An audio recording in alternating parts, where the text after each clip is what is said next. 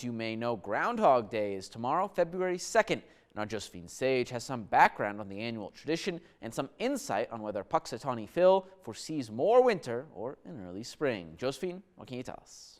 Well, in terms of a little bit more details of Groundhog Day, it started actually back in 1886.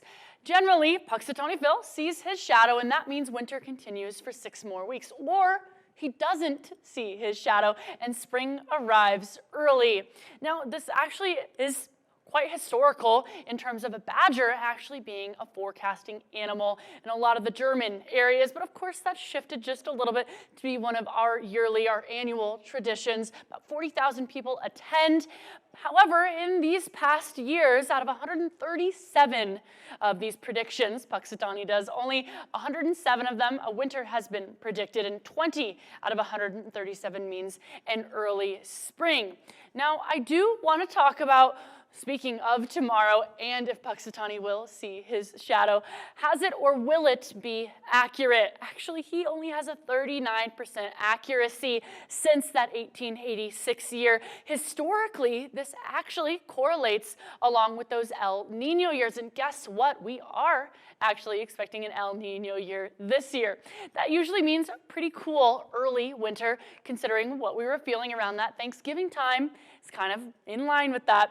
And warm for midwinter, which is what we were feeling, well, essentially all week this week and even last week with those above average temperatures. But a cold late winter is what El Nino means. So generally, we're really watching this push on down to bring a lot of those warmer temperatures right now, and for the next 6 weeks is when it's going to kind of return to normal, shift on up, and cooler than average temperatures are expected.